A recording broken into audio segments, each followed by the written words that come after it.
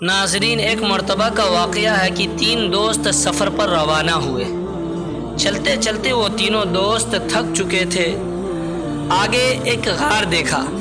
تینوں نے سوچا کہ چلو اس غار میں رات بھر آرام کر لیتے ہیں، صبح ہم لوگ اپنے سفر پر پھر سے روانہ ہو جائیں گے۔ تھکاوٹ تو محسوس ہو رہی تھی۔ تینوں نے سوچا کہ بات تو صحیح ہے۔ تینوں دوست غار کے اندر داخل ہو گئے اور پھر وہ اپنی تھکاوٹ دور کرنے کے لیے وہ آرام کرنے لگے، لیکن اللہ کو کچھ اور ہی منظور تھا۔ وہ دیکھتے ہیں کہ ایک بڑا سا چٹان لڑھکتا ہوا آیا اور غار کے منہ کو بند کر دیا۔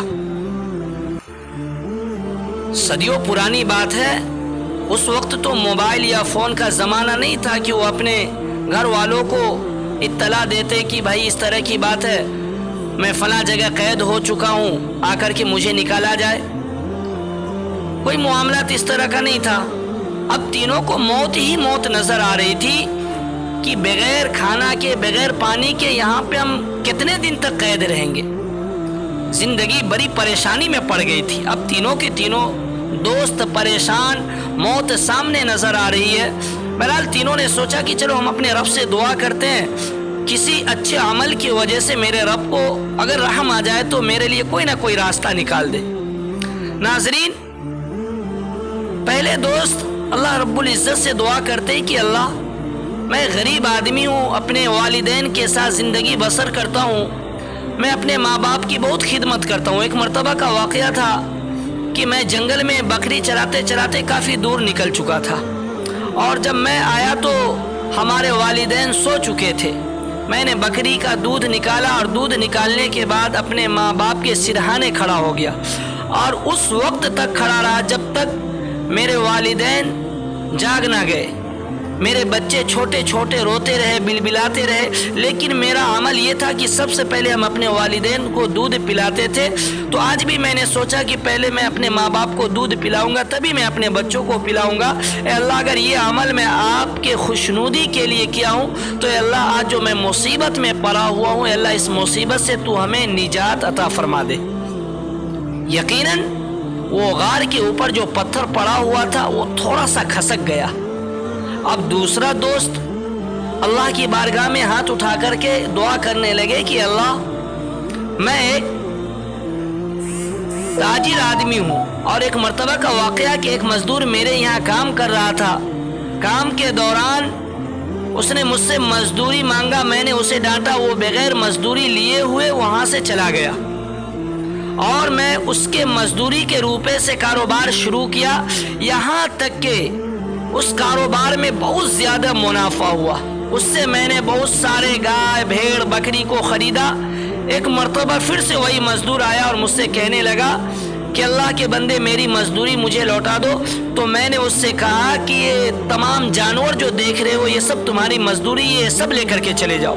تو اس نے مجھ سے کہا کہ آپ میرا مذاق کیوں اڑاتے ہیں، ہماری جو مزدوری ہے وہ مجھے آپ لوٹا دیجئے۔ تو میں نے اس سے کہا کہ نہیں، آپ کے مزدوری کے روپے ہی سے اتنا سارا منافع ہوا ہے، یہ سب مال تیرا ہے۔ اور وہ بندہ سارا مال لے کر کے اپنے گھر چلا گیا۔ اے اللہ، اگر یہ عمل میں آپ کے رضامندی کے لیے کیا ہوں تو اے اللہ مجھے اس مصیبت سے نجات عطا فرما دے۔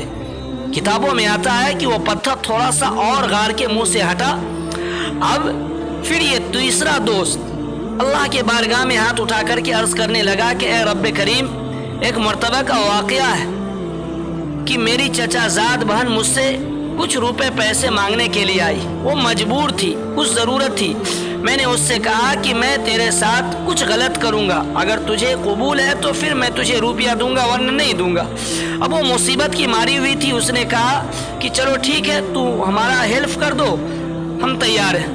بہرحال میں نے اسے 100 اشرفی دیا، اور میں زنا پہ مکمل طور سے آمادہ ہو چکا، لیکن کام مکمل ہونے ہی والا تھا کہ اس نے پھر سے کہا کہ اللہ کے بندو، اللہ سے ڈرو۔ تو میں نے تیرے ڈر سے اس کام سے باز آیا۔ اے اللہ، اگر یہ عمل میں آپ کے رضامندی کے لیے کیا ہوں تو اے اللہ تو ہمیں اس مصیبت سے چھٹکارا دلا دے۔ یوں کتابوں میں آتا ہے کہ وہ غار کا جو منہ بند تھا، پتھر مکمل طور سے کھل گیا۔ اب تینوں دوست اللہ کا شکر ادا کرتے ہوئے اس غار کے اندر سے نکلا اور اللہ کا بے پناہ شکر ادا کیا۔ حاضرین، اس واقعہ سے ہم لوگوں کو یہ سبق ملتا ہے کہ کوئی عمل ہو، چاہے وہ چھوٹا عمل ہو یا بڑا عمل ہو، ہم اللہ کی رضامندی کے لیے کام کو کریں گے تو ہمیں وہ مصیبت سے چھٹکارا دلا سکتا ہے۔ آج ہم لوگ بڑا سے بڑا کام کرتے ہیں لیکن ہمارے اندر اخلاص نہیں۔ ہم کوئی بھی کام کریں، کوئی بھی عمل کریں تو صرف اور صرف اللہ کی رضامندی کے لیے، اللہ کی خوشنودی کے لیے، تو ہمیں اس دنیا میں بھی کامیابی ملے گی اور اللہ کے یہاں بھی کامیابی ملے گی۔ امید کرتا ہوں کہ ناظرین ہماری بات تمام دوستوں کو سمجھ میں آئی ہوں گی۔ اللہ تعالیٰ سے دعا کرتے ہم لوگوں کو عمل کرنے کی توفیق عطا فرمائے۔ آمین۔ وما علینا الا البلاغ یا رب العالمین۔